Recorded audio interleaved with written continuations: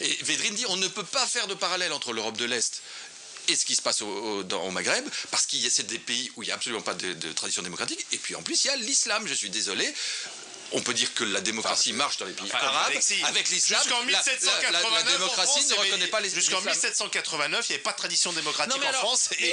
Pardon, il y en avait quand même beaucoup plus. Il y avait des parlements, il y avait des contre-pouvoirs, il y avait des assemblées locales. L'Europe ne pouvait pas faire tout ce qu'il voulait. Ça, c'est une caricature absurde. Christophe, vous êtes... Vous voulez enlever Moubarak. Qui voulez-vous mettre à sa place? Mais écoutez, Moubarak, quand même, Christophe, il est resté 30 ans, et je constate que finalement... Qui voulez-vous mettre à sa place actuellement? Soyons logiques.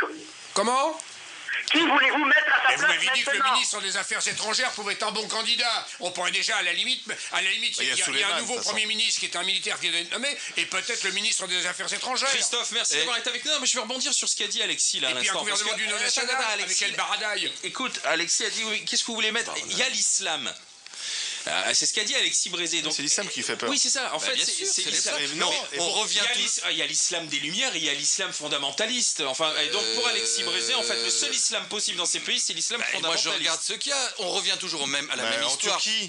Mais enfin, en Turquie, vous pensez que c'est l'islam des Lumières qui est en Turquie? C'est pas l'islam. Mais vous rigolez. C'est pas les talibans. Vous avez vu le sort des chrétiens en Turquie? Il y en a plus. Le sort des juifs en Turquie? Il y en a plus. Et regardez le sort des chrétiens en Égypte. Déjà aujourd'hui, ça va mal. Imaginez que les frères musulmans prennent le pouvoir en Égypte. Les Coptes, vous savez ce qui va leur arriver? Ça allait mal avec Moubarak. Eh ben ça allait déjà mal avant.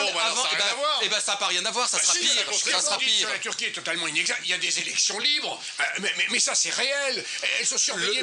La Turquie est dans un état d'islamisation progressive. Il reste une tradition de la Turquie laïque. Oui, des pays musulmans laïques peuvent être démocratiques, mais des pays musulmans non laïques et islamistes ne sont pas.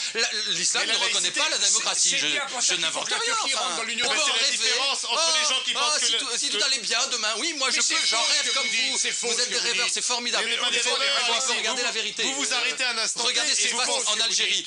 Regardez ce qui s'est passé en Algérie. Ça n'a rien à voir avec la Turquie, l'Algérie. L'Algérie, le fils n'a rien à voir avec le Maroc n'a rien à voir avec la Tunisie n'a rien à voir avec l'Iran n'a rien à voir avec la Palestine. Moi je veux bien rien avoir avec rien. Partout où il y a des pouvoirs islamistes, partout les droits de l'homme n'existent pas, c'est comme ça. C'est faux, c'est faux. Pour la Turquie, c'est faux. La Turquie, on n'y est pas encore. Là, j'ai